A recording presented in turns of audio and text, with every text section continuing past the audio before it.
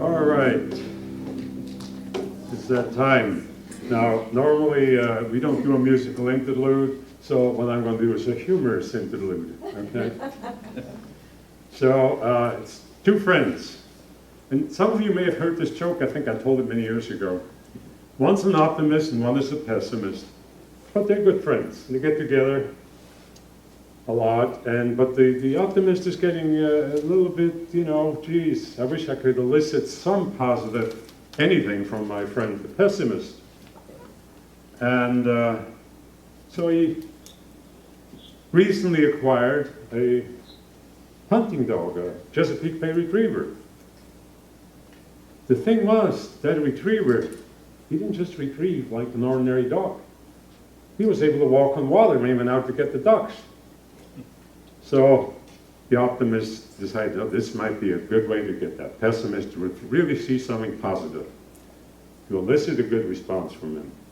So he invited his friend to an outing of duck hunting. His friend reluctantly agreed, and a couple days later they got up early, got into a small boat, rowed out the middle of a lake, and pretty soon they managed to flush some ducks. The optimist came and brought one down.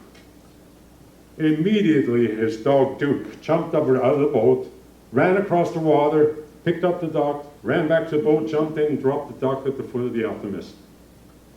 So the optimist looked at his friend the pessimist and says, well, what do you have to say about that? His friend thought a minute, he pointed at the dog and said, he can't swim, can he?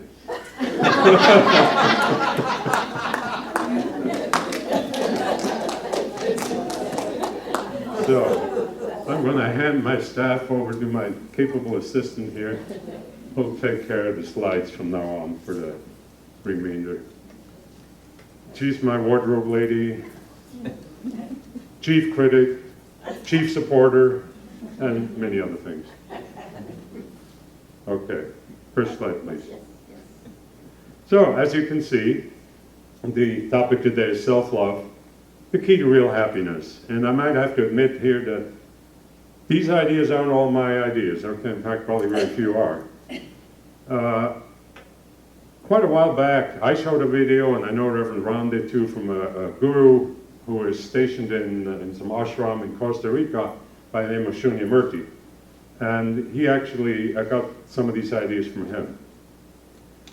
And the one thing I want to preface my talk here today, because I've done this so many times.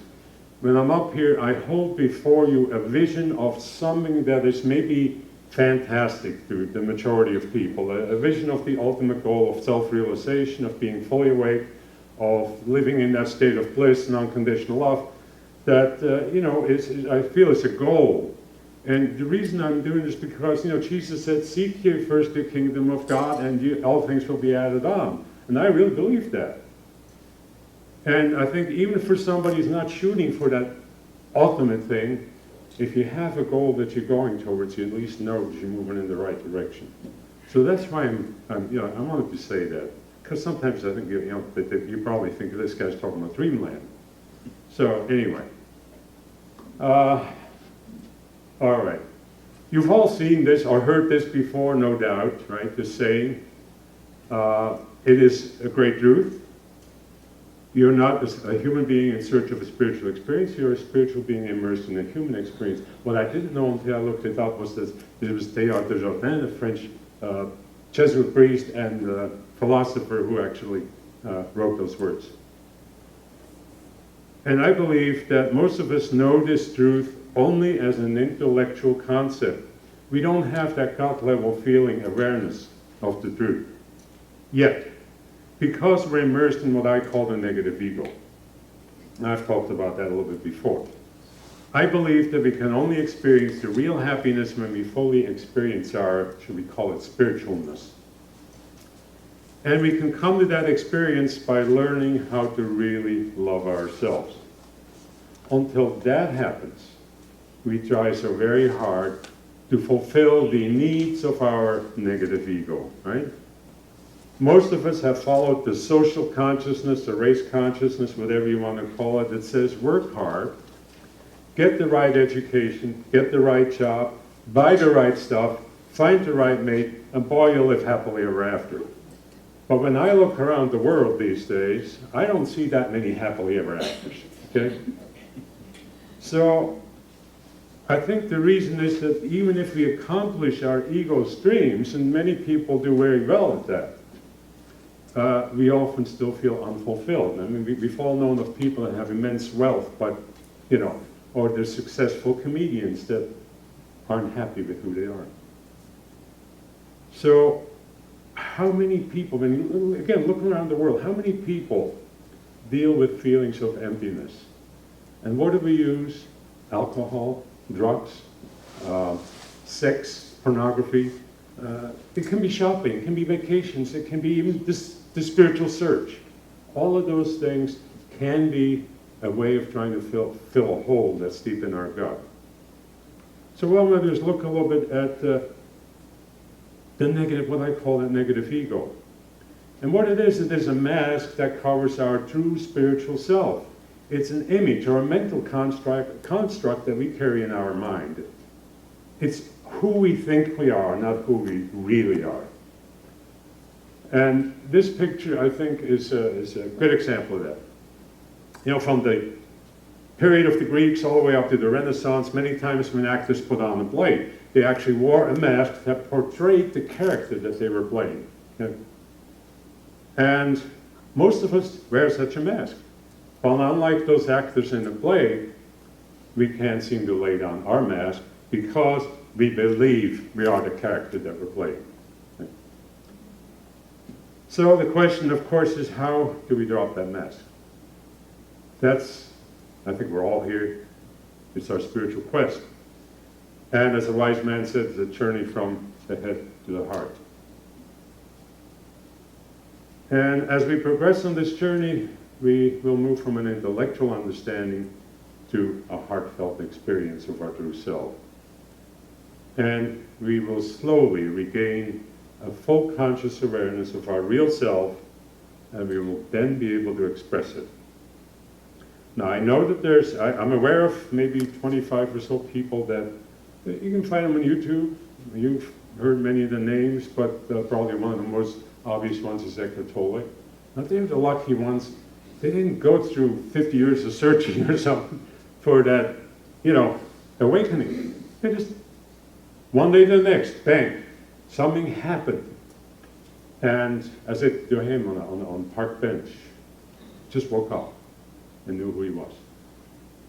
Afterwards, he learned many things about what that meant, and he studied much more. But it does take a lot of luck. And this next slide here is also a lady that you can find on YouTube. She's also one of those awakened ones. And I have to say that the awakening is not necessarily the same for everyone. There's some people that, you know, you don't know the degree. There's many, many degrees of awakening. But she says, learning to love ourselves is the path to true spirituality and the full conscious awareness of ourselves as the perfect expression of Source or God. I believe the problem, of course, is that very few of us can truly accept ourselves just the way we are in any given moment. I believe that we could really love ourselves just as we are, we would be aware of our spiritual nature. But as long as we believe that we're not okay, that we have yet to do something more, to prove something to someone, maybe even to ourselves, to prove our worth, then we're stuck. We may not even realize how much we don't know about ourselves. I'm very much aware of my problems that I've been dealing with all my life. And other ones that come along with age. You know, you may no longer like certain parts of the body or so, but I know that there are people even in here that had religious beliefs at one time or another that made it difficult for you to really love yourselves because there was this worm of the dust, you know, born in sin kind of stuff, and that kind of carried with you and never quite allowed you to love yourself for who you really were. Some of you may not be getting the approval of your family because you have changed your religious beliefs or some other ideas. You no longer buy into the tribal consciousness, and they shun you and but then you don't feel quite comfortable. You've left the people that were most familiar to you, that supported you in your early childhood. How many of us may feel unworthy because we misinterpreted some event when we were very young? I'm a number one example of that, okay? It's not that anybody did anything to me that was bad. It is how a 3-year-old and then the subsequent years interpreted what was happening. Why did my father leave when I was 3 years old? What did I do wrong? Those kinds of things. So then I spent the next 30 years plus trying to heal that. And then I had this humongous spiritual experience where I temporarily lived the state of bliss for a couple months. Then I walked away from that not knowing what I was doing, not knowing what I had, and the guilt was just piled up so high that I'm still, I pretty much gotten over it, but it took probably 20 plus years. So, many of us done something in the past that we may be sorry for. We might even have hurt somebody, and we may feel guilty over it. But that's not the reason to hang on to that guilt. If we can't let go of it, we can't love ourselves. We're never going to wake up. So, those kinds of feelings keep us from reaching that very deep level of consciousness that Eckhart Tolle is so fond of talking about. The level where you go into meditation, that the joy of our spirit self just sort of wells up spontaneously from within without any external trigger. Now, it doesn't matter how we got our false beliefs, we can only become fully functional spiritual beings in human bodies if we heal any and all sense of unworthiness. That's the obstacle that we have to overcome. And I want you to listen to one more voice that will tell you the same thing in a little different form. I couldn't find a video of her, but I took the audio off the YouTube. And it's, how many of you know of Louise Hay? Okay, yeah, she's fairly well known because she's read a lot of books. She overcame cancer, and of course she started Hay House, the publishing house that made it possible for many New Thought authors to actually get their stuff published.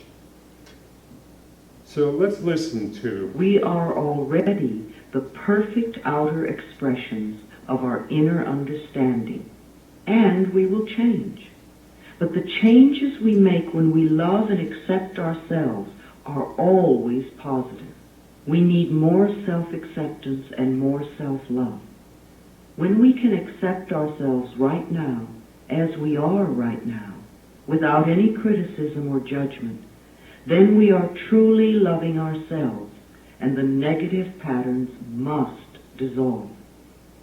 If we wait until we have the new job before we love ourselves, or if we wait until we lose weight before we love ourselves, or if we wait until someone else loves us before we love ourselves, then we are denying our existence right now. If we wait until we become perfect before we love ourselves, we waste our lives.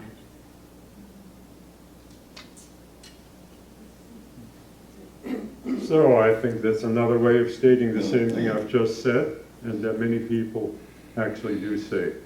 As long as a negative ego is in charge, we can't express who we really are. It's simply not possible. So then the next question that I had to address is, how do we know whether the negative ego is in charge in any given life situation? And we're going to go through 5 factors that actually will tell you immediately that,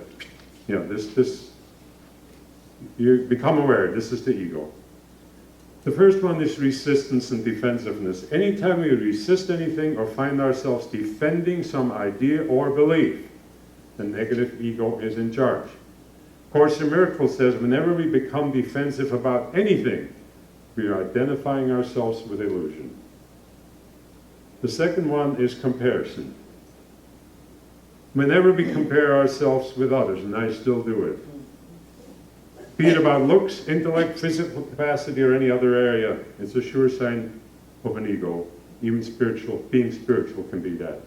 And I had a humorous thing. I go to the gym once in a while and I feel really good, And so I stand on the treadmill. And it's this comparison thing, right? And I'm just walking away, and I've got it flashes up these numbers, how fast you go on and how many calories you burn on. And there's continuously the temptation. There's a woman over here, a guy over here. How is the temptation? I wonder what they're doing.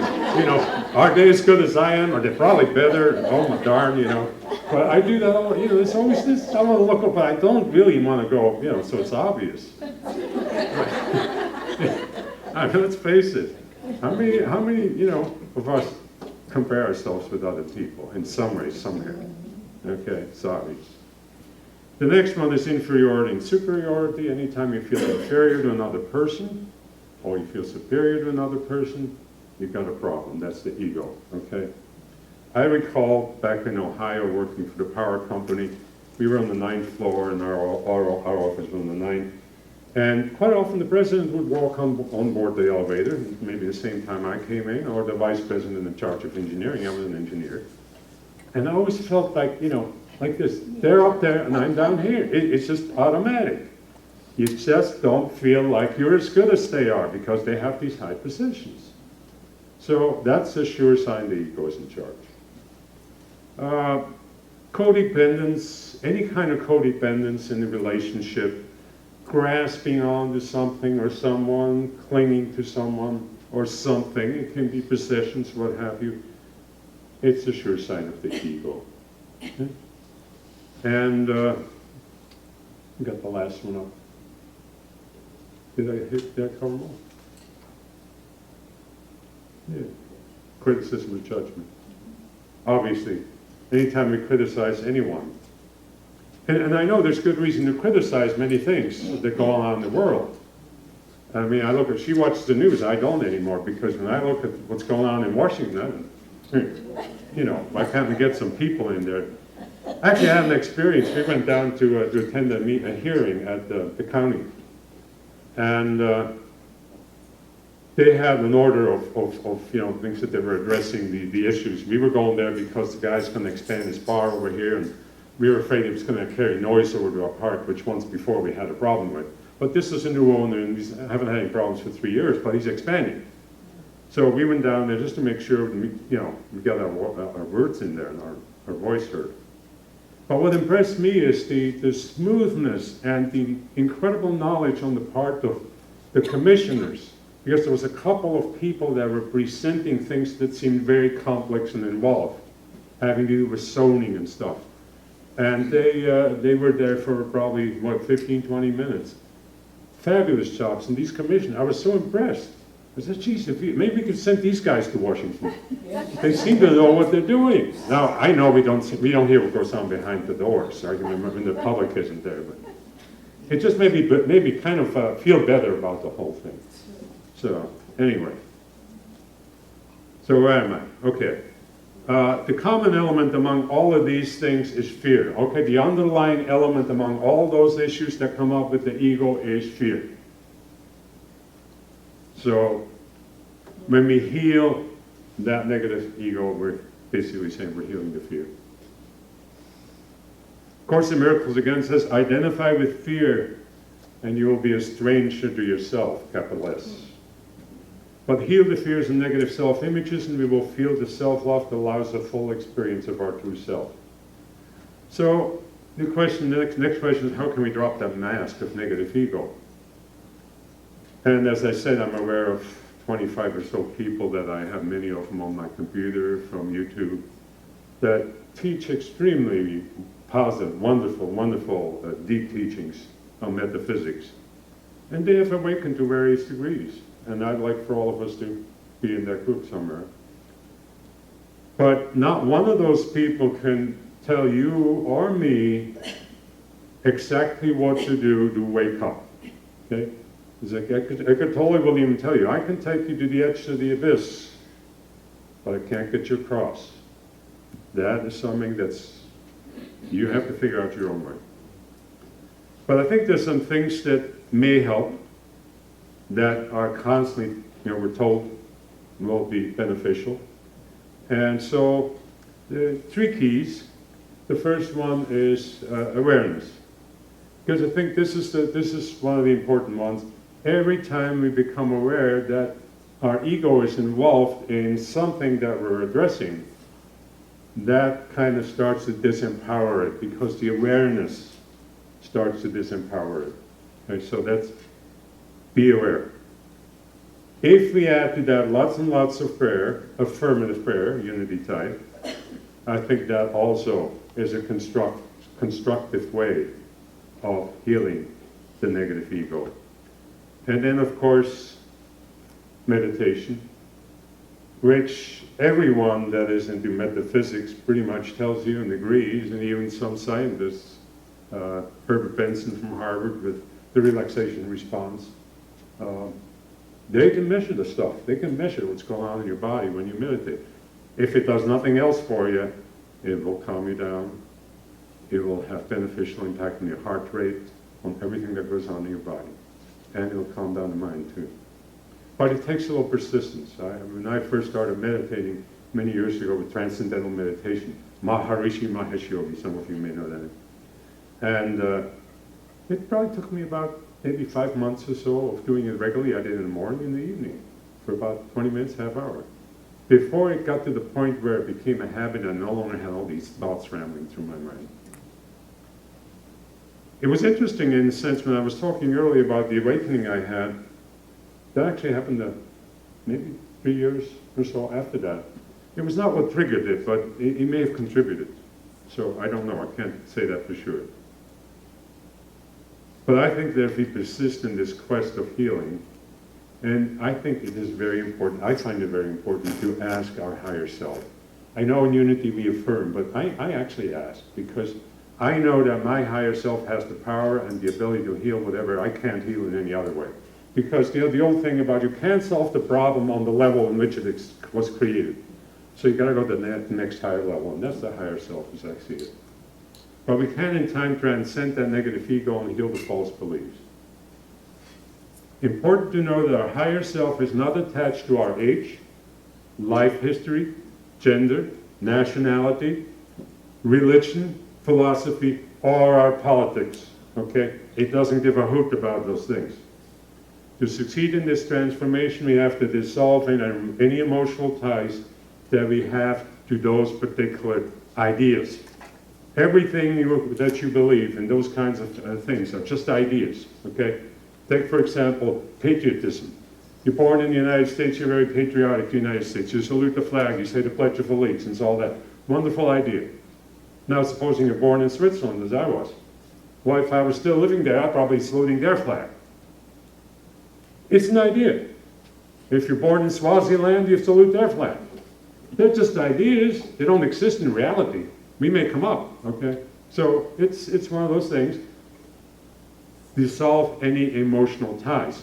I don't mean you can't feel good about being an American, flag, parades, what have you, but don't get to the point where that becomes fighting words. You start a war over it, okay?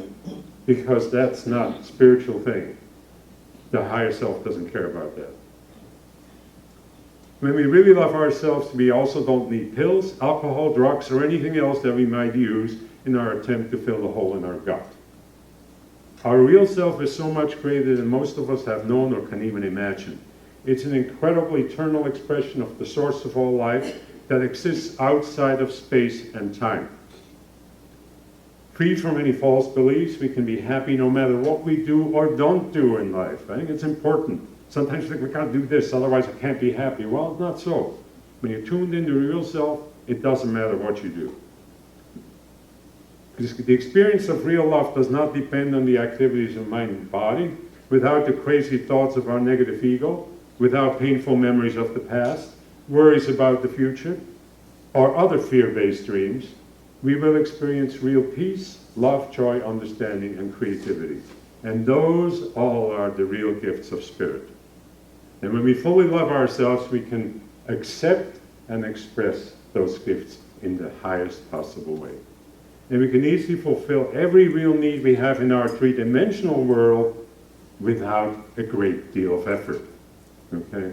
It's kind of like when you reach that full awakening, it's like going back to the Garden of Eden. Okay, Adam and Eve were kicked out, but And they had, the story was you have to now earn your keep by the sweat of your brow and all that kind of stuff.